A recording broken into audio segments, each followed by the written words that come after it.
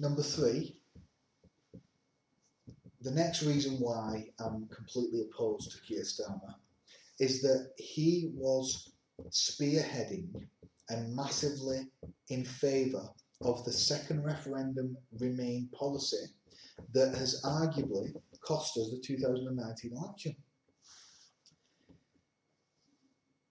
In 2017, the Labour parties took a position of respecting the Brexit referendum result.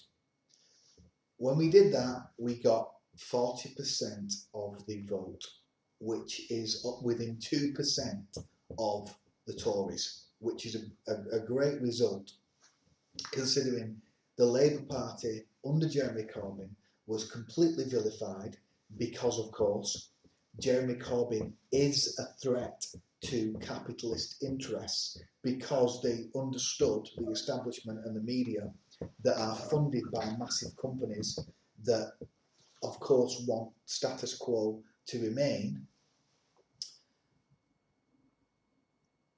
Because of that, they saw him as a massive threat, correctly, and so they vilified him like no tomorrow. And even though he was vilified, and even though we had a so-called very left-wing manifesto, and we did, it was broadly left-wing, we still managed to win 40% of the vote. That was in 2017. What's changed in those 2 years, from May 2017 to December 2019? What's changed principally is the Brexit position. Jeremy Corbyn hasn't changed. They thought he was a left-wing loony 2.5 years ago, and they do now. And the media attacks were still just as bad. Well, what's changed is the Brexit position has changed. And we went from a party that respected the result, where millions of people voted to leave, and they won, although it was close. Leavers won, and so the moral thing to do was to leave. Hence why you had people that supported Remain wanting to leave still, because it was the morally correct thing to do after they won the referendum.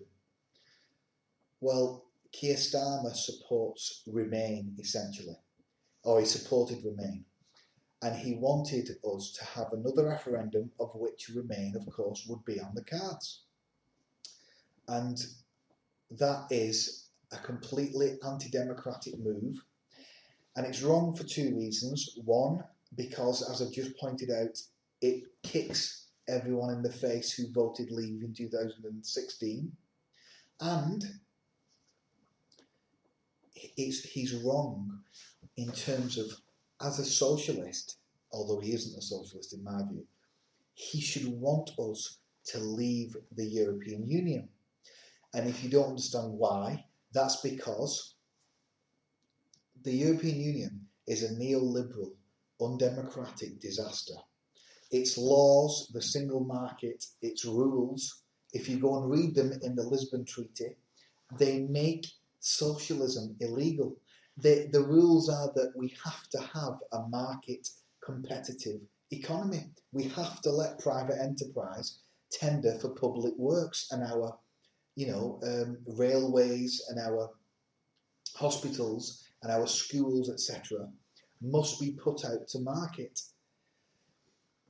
That is a complete disgrace. If you read the Lisbon Treaty, you will understand that it is a neoliberal club that pushes privatisation, makes socialism illegal.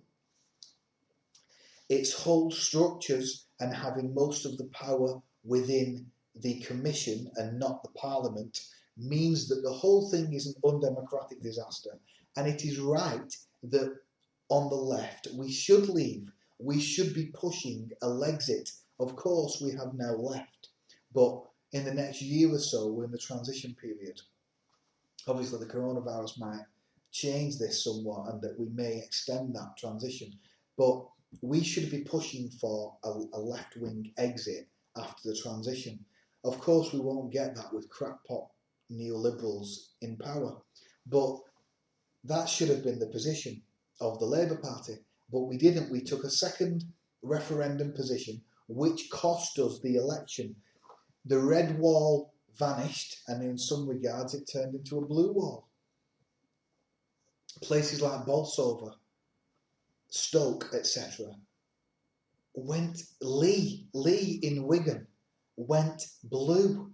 Now that's just unbelievable and unheard of, and that's because working class people wanted to leave the European Union. They wanted sovereignty. They didn't want to be controlled by Brussels.